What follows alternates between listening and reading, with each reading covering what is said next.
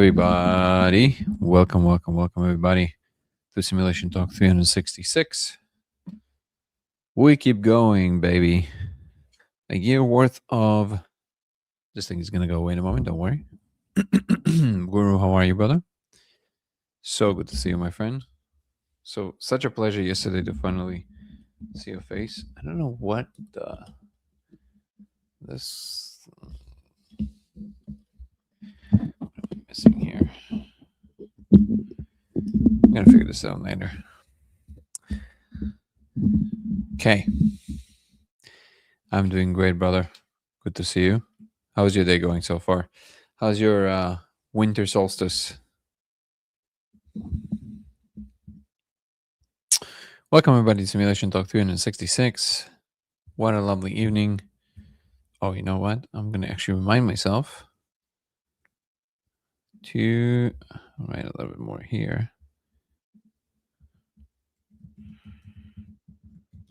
There we go.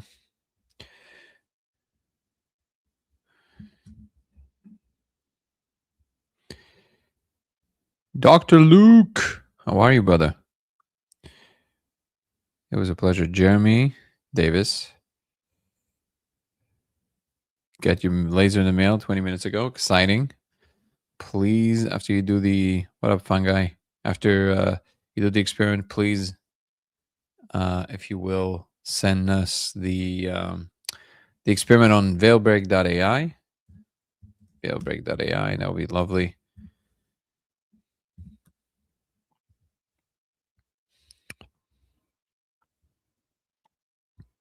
Night shift as usual. I can only imagine. Man, what a job! The life of a doctor.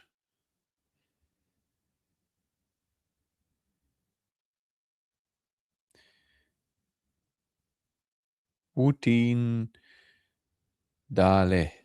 Welcome to the chat. Khalid. Welcome everybody who are joining. If you guys want to follow us on Twitch, it's LaserX83 on Twitch. And let me, of course, place our website here, codeofreality.com. If you guys want to check out more stuff about the laser, codeofreality.com.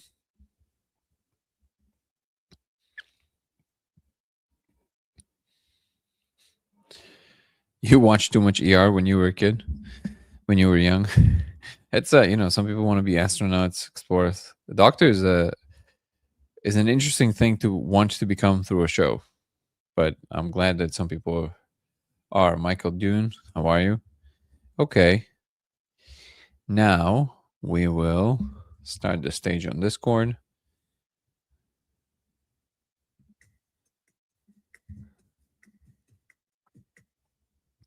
Stage is up if you guys want to join. And I'm going to remind everybody that if you want to ask a question, please frame it in terms of yourself. Who are you? Why do you care about this particular topic? Oh. And how does your life experience inform the question, maybe even? I don't know what my hair is like. It's so crazy today. When you were a kid, when I was a child, I wanted to become a medieval knight. So I have a vivid imagination.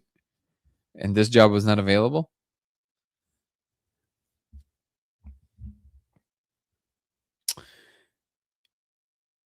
Safari saying Grok AI says all this is conspiration. You mean conspiracy, right?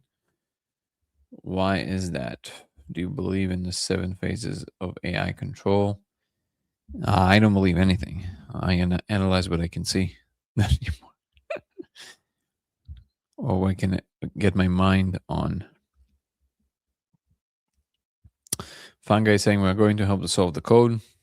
Exciting. Did you see YouTube video on how they mapped psilocybin rewires the brain and Discord? Talking about Chase's video? Yeah, Chase has been putting out bangers recently. Nico, how are you, brother?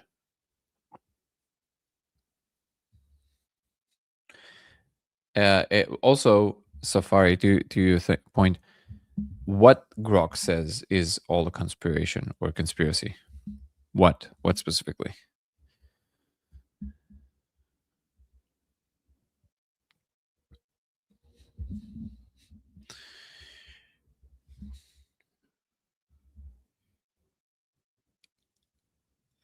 Casey, how you doing, my brother? Haven't seen you in a while.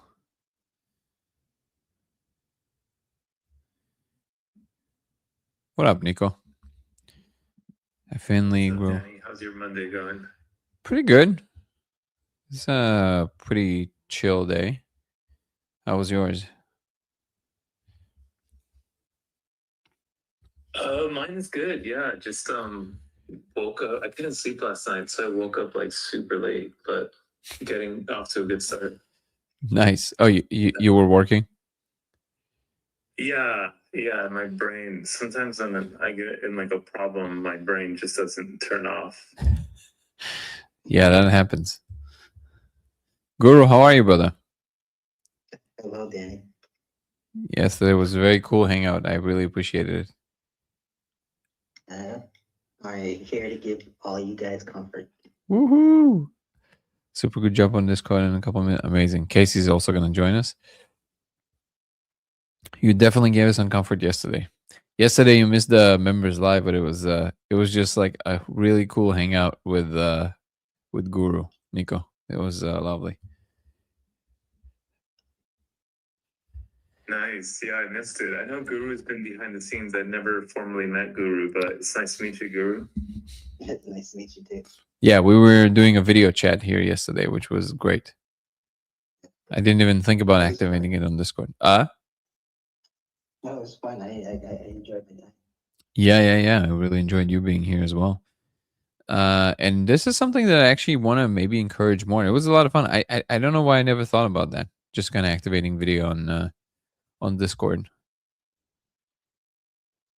Now the people on YouTube can finally realize I'm real. Not a chatbot. If you guys want to ask any questions, please frame it in terms of yourselves. Let's talk about the human experience more than the actual topic of question, even though the topic of question can be very interesting. What up, Violet Man?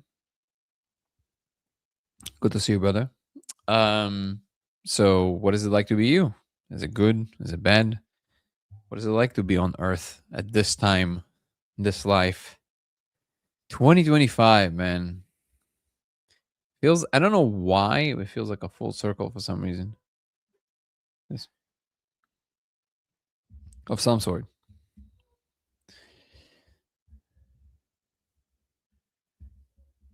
What up?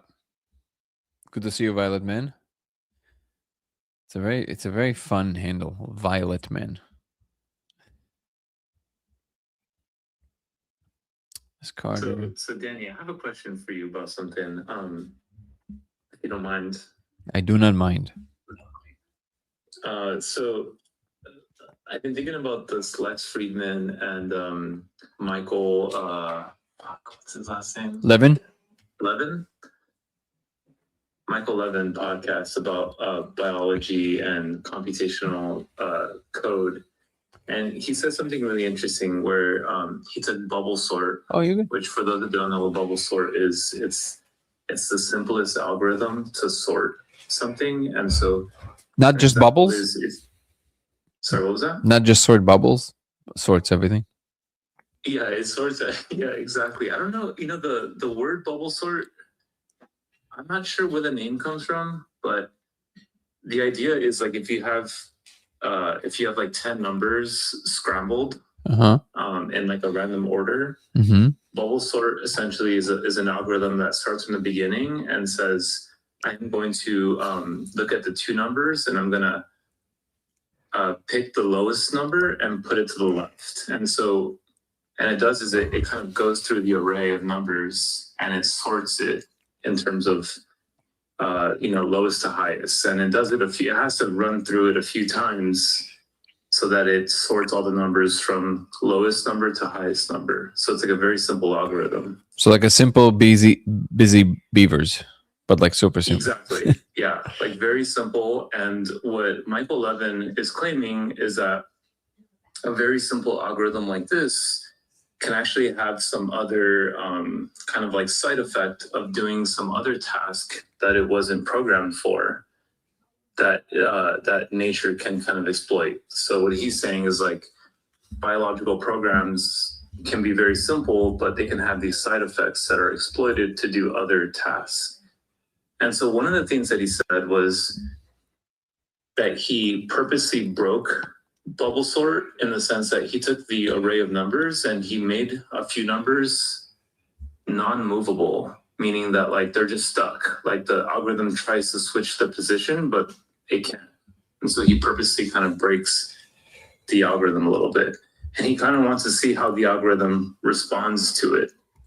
And so what the algorithm does is it will sort the numbers, and then it hits this point where it can't flip the number, but it moves to the next one and it sorts that. And so what it kind of does is it sorts around the broken numbers.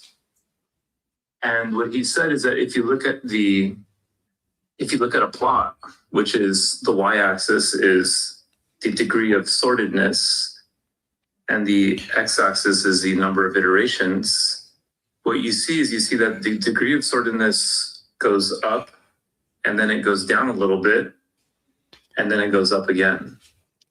And what he said is that down, from a perspective of a behavioral or a biologist, is delayed gratification, right? Is you are sorting something and then you go through this process of like unsorting something, which is kind of against your initial goal. But then in the end, you end up sorting something even further. You attain the state of higher order. And so what he said is like, here is an example of us breaking bubble sort and getting delayed gratification, right? And then he said he showed this to some computer scientists and they kind of were very underwhelmed by the result. They said, wait, but the program did what it was supposed to do, right? And he said, yeah. And then he said, so then what's the big deal? Why are you romanticizing this result? And then I kind of thought to myself, well, is Michael Levin romanticizing kind of this, like if I drop a cup of water on the ground and it fractures and I look at the pattern and I say, oh, this is like a fractal, pattern that is fundamental to the universe. And I see this pattern in flowers and everything in the world. Can I just romanticize any artifact of the real world? And is that what Michael Levin did? Like, how do you kind of discern this, like, romanticizing something from an anthropic point of view, because we are, human observers, versus like, the computer scientist that's like, yeah, I don't, this is all kind of trivial. There's nothing here, right? But Michael Levin's saying, no, there's definitely something here. But I'm wondering like how you kind of like decouple those things. So the question is whether he finds patterns when they're not there. Yeah, exactly. Like I feel like you can find a pattern when it's not there. Like I understand both perspectives. I see what Michael Levin's saying, but I also see what his computer science friend is saying, right? And it's like, but I don't understand. Either the thing is taking these extra routes or it doesn't. So if the routes are coherent, so the difference between a natural thing and the computational, like the way we understand computation, is that unless you told something, an algorithm to do something, it won't do it. If it does anything extra, that's for sure not supposed to be there according to what we understand about it. No, you know more about computation than I do, but isn't that true? Well, yeah. So it depends on your perspective, because it did what it was supposed to do, and he did try to break it, but it still did its job. But from the perspective of Michael Levin, from another perspective, if you shift your point of view and you look at the degree of order versus iterations, you see that it did something against what it was intended to do in order to achieve a further state of order. And so it kind of did do something else, but it was not intentional. You know what I mean? It was just kind of like a byproduct of a very simple rule. But it's interesting because like when scientists talk about the world, and especially I think like creationists do this a lot, where they say like there's just too much complexity, there's just too many coincidences. It must be intentional design, right? Mm-hmm. And the thing is like, but from a mechanical point of view, from a scientist point of view, it's like, well, those are all just kind of like side quests which propagate into other side quests. It's just this propagation of side quests, right, that happen. And it happens on a very large scale. And so it looks like there's so many coincidences that come together And then you then determine, well, it can't be a coincidence because all these things can't just come together.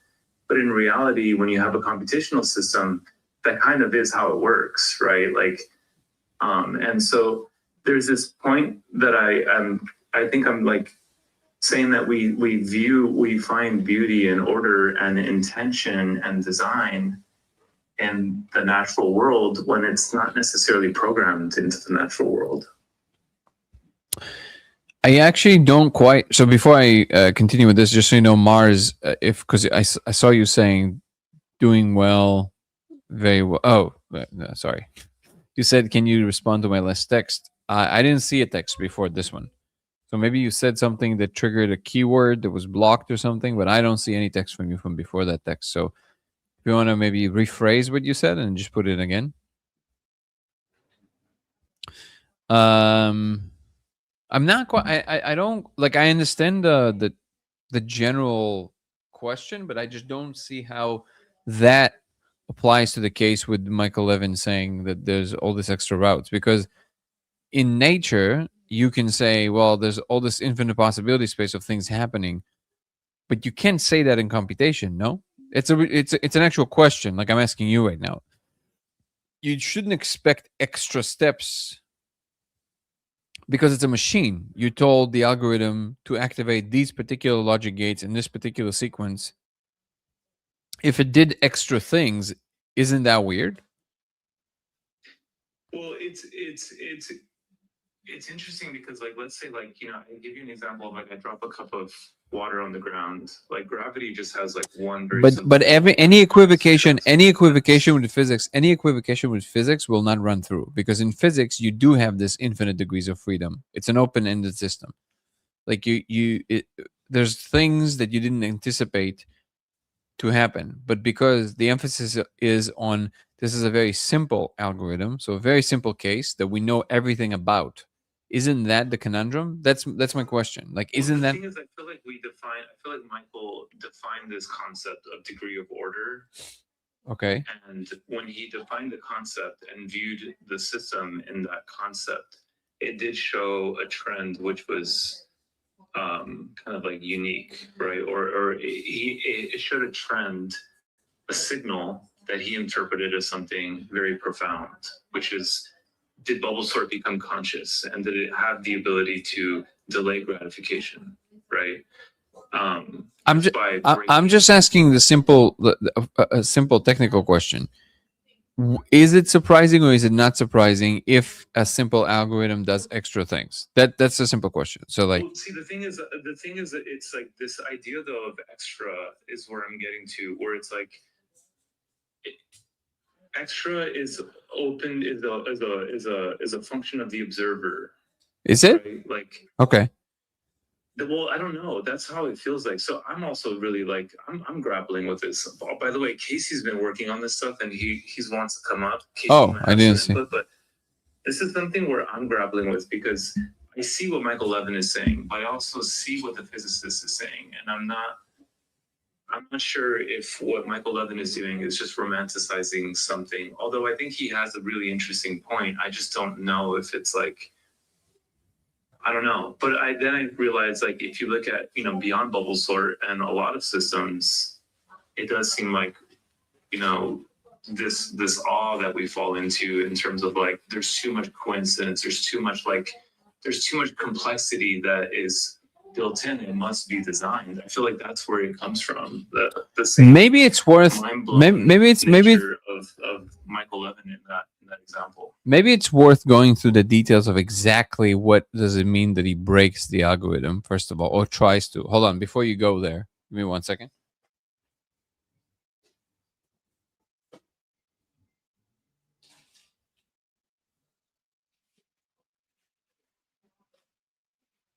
Push to talk working for me? I can hear you, Casey.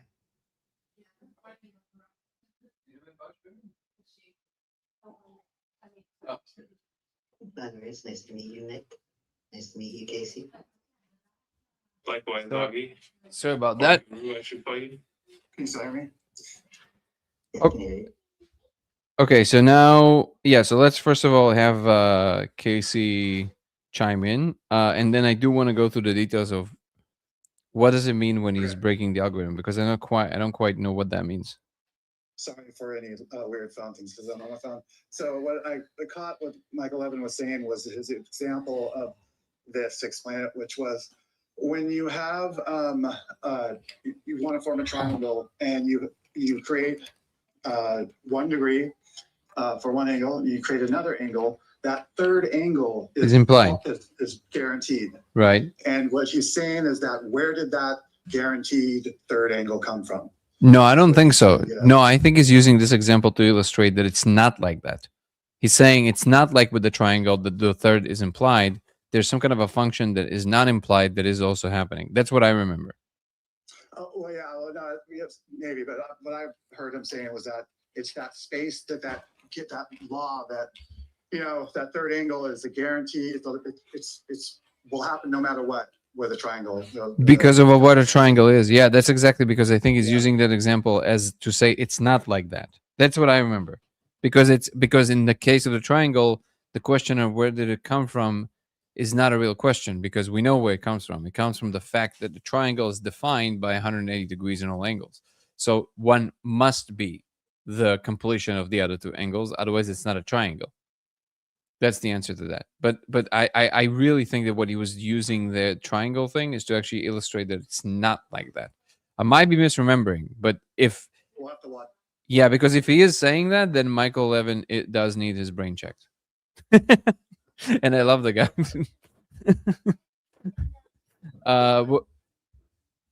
So what is the first of all, how are you, brother? Secondly, you Nico is saying you've been working on it. On what were you working on?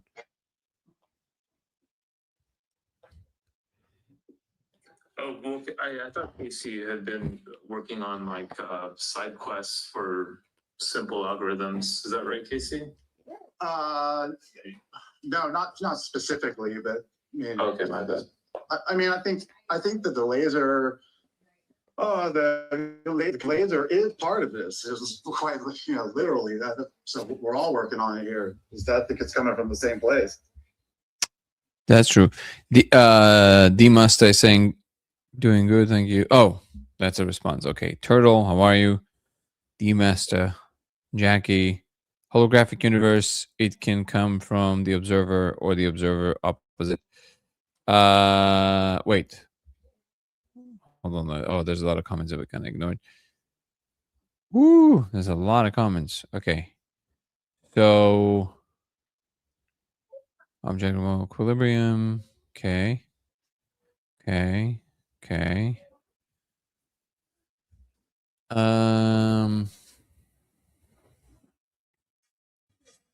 Okay, I'm gonna send it to you right now, the link. Okay. It's a very short video. So I It's saw not a long blue video and at all. so blue and He does red. actually call it emergence, which I thought was kind of like a pretty big word. I mean, it's kind of I take that word very seriously, but Well, I just weak don't know if I emergence. would call it emergence. Weak emergence happens all the time, I think. Sure. It's the same thing studying a single ant. Okay, interesting chat. I tend to do everything in programs within nature. Okay. Resemblance of the observer or doppelganger observation. Okay.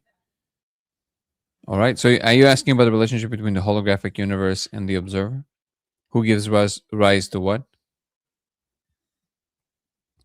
Holographic universe as seen from the observer and the Doppel observer opposite the crisscross measure.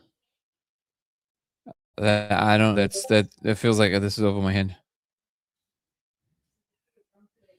The quantum physics dualist experiments have a re-asking. If you guys have questions about things that are a little bit more complex, I would suggest you guys just come to Discord and just jump on the call because that way you can just explain without the limitation of the text. Because when you write a message, you're trying to shorten it in a text from something pretty complex. It just a lot is being lost in translation, and it's more confusing than explanatory. So come join Discord. That'll be easier. Post a clip on YouTube channel on the Observer. Which YouTube channel, Nico? There's a YouTube channel in the server. It's called YouTube videos. Mm-hmm. So I have OCD. I would have pasted it there, but I feel like it belongs in the YouTube. Sure, channel. but put it here too, so we don't have to go search for it. Yeah, my bad. So here, I'll do it. Let me see. Hold on. I'm just gonna. I can't play it on YouTube, unfortunately, because of copyrights, because it's a monetized right. live. But I will I watch it forgot real about quick. Hold on.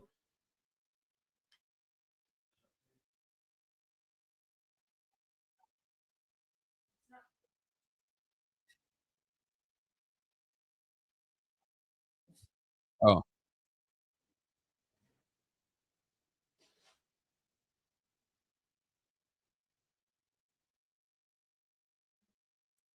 nor prescribed nor forbidden by the algorithm. So now, from a computational standpoint, you're gonna have to explain that part for me. How can it not be forbidden by the algorithm if the algorithm has a very particular task? So as long as it, Well, the algorithm has a goal, but it's unbounded in like what can happen in achieving that goal. I see. Okay. Okay. Well, then see, that part is a little opaque to me because I don't know exactly what happens behind the scenes. So it's hard for me to comment on this. I have to, I guess, look into the I details. just realized though I sent you a video with the time embedded into it. Yeah. It might not be. Let me see if I can find the exact. No, I copied the exact same link that you sent. Yeah, I know, which I think might be a wrong time signature to start because I think the video didn't start from 0, right? It started from like No, but that's some other. yeah, but that's some other place. He is talking about exactly what you're talking about. So I think it is the right place. Yeah. Well, but if you want to hear the explanation for how he broke it, I think it's slightly before. Oh, that, got it. because I think right now they're elaborating on like how this has happened. Lex kind of doesn't really push back on this concept, but I feel like it's worth. It's definitely worth it, but on that exact concept. exactly, considering the fact that I can't really show people in real time, maybe this is something we can actually talk about in the members live because we can watch it together. That would be an interesting one. Saturnian grid 3.3 can never birth. I don't know what that means. Hold on.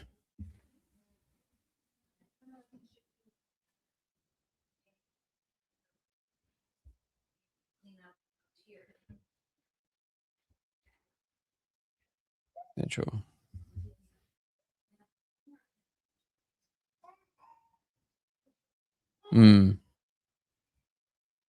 Yeah, interesting.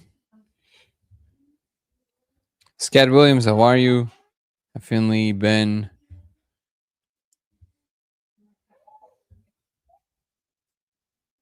The Eric Godze podcast with Third Eye Drops. The most recent one was fantastic. Awesome. Everybody should go watch it. Me and Michael, we're going to do another one. It's going to be fun. Any particular things you guys want us to talk about with Third Eye Drops with Michael?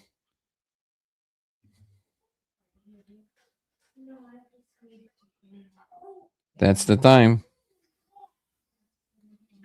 I mean, I feel like you guys ended the first pod on a free will debate, and I feel like if we're gonna it up from there, maybe a little like insight from Witten, and just I call it the trivial solution is what I call Witten's statement, but it's like maybe that is what it is.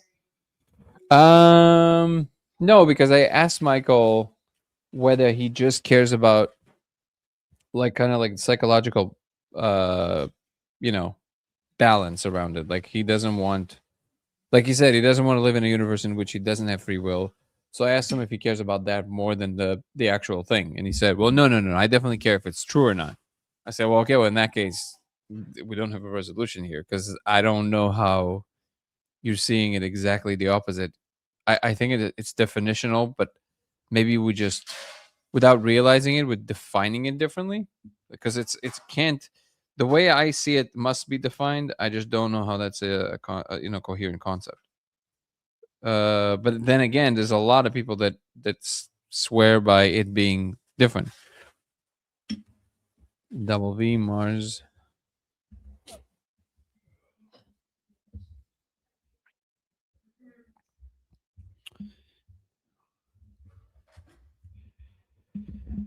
Also, Casey, how have you been, brother? I haven't seen you in a while. I haven't heard from you in a while.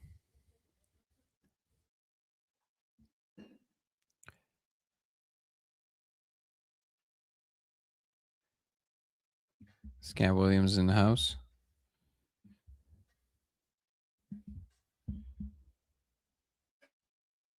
Hello, Danny. How are you? I'm doing well, brother. How about you? Good. Is it just me? Did you hear it too, Nico? Your audio makes this weird sound. Do you hear that too, Nico, or just me? He sounds pretty clear to me. Yeah? So maybe it's something on my end. Say something. Test, test. Yeah, it's almost like maybe it's my speakers. Hold on. Oh, do you hear like a lisp? Like it sounds like he's got No, not like a lisp. It's almost like it overwhelms the speakers. It almost like goes like beyond peaking on the speaker. Say something again, Scott Williams. Hello, hello. Yeah, it's almost like it goes like, but then it's only with him. Weird. Okay, well, yeah. Let me try something. You don't hear it, Nico? No, I think your speakers are.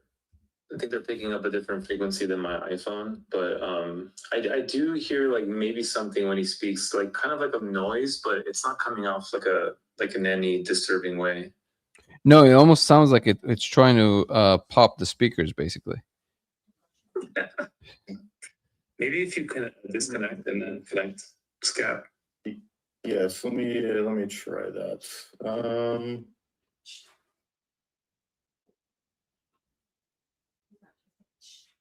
What are you doing, crazy bird? Also, I feel bad calling you Scat. I feel like that's poop, right?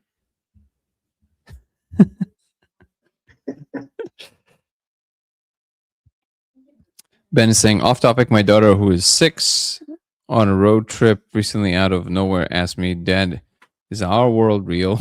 To which I asked, do you think it's real? Do you think it's real? And she answered, no. Just some stranger on the internet is no, but wanted to. That's awesome. That is very funny.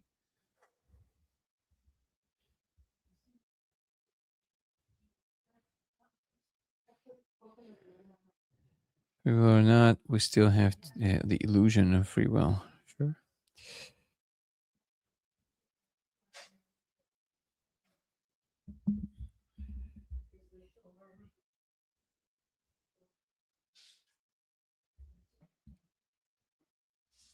Okay. So we'll wait 1 second longer.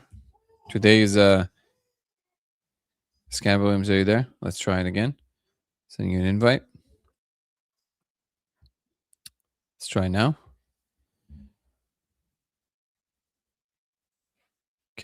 Can't hear you.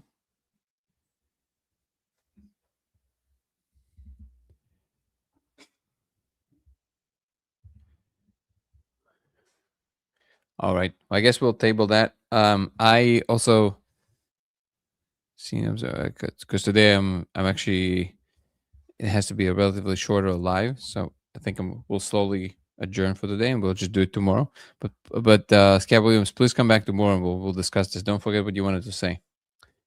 Just gonna give one more reminder, everybody, about the retreat. If you guys want to come out, check out our retreat in Costa Rica in February 28th.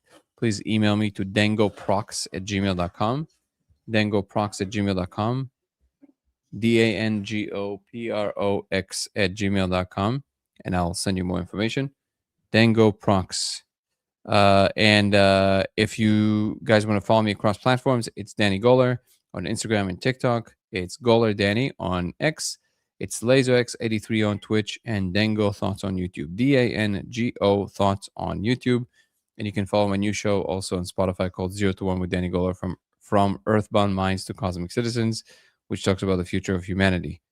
Please also join the membership program on YouTube, which will give you early access to all my content, weekly lives access for members only every Sunday.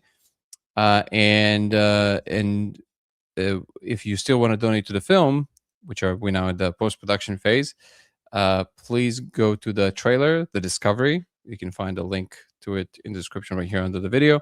And you can donate on the GoFundMe page. If you donate over $1,000, you will automatically be added to the list of people who are all going to see it as a world premiere all together for the first time ever with Q&A with us. I think it's pretty dope. And check out my Substack. Good way to do Just it. just Danny Goller. So it's DANNY GOLER. Danny Goller on Substack. And if you want to know more about the laser, just please go to codeofreality.com, codeofreality.com, and you can find the protocol, the lasers, and all the other good stuff. And if you are doing the laser experiment yourself and you want to share that information or see other people's experiments, please go to veilbreak.ai and you can see that there. And also you can anonymously leave your own experiment. I want to thank our incredible moderator, Guru. Brother, I salute you. Thank you so much for always being here, always supporting. Thank you so much for our guests, Nico, Casey, and Scott Williams, who try to come on, but please come on tomorrow and we'll do more of this. Thank you, everybody who joined on Discord. Ben, Jen, Jed Black, Dallas. Have you heard Finley 1272? Thank you so much. And thank you so much, you, the audience, for always coming, supporting, sharing ideas, debating, and everything else. I really, really appreciate you guys. And I'll see you tomorrow. Hopefully we'll have a little bit more time tomorrow, and also we can dive much deeper into these topics. I appreciate you all. Peace and love, everyone. Have a good night. Ciao. Have a good night, guys. Bye, everyone.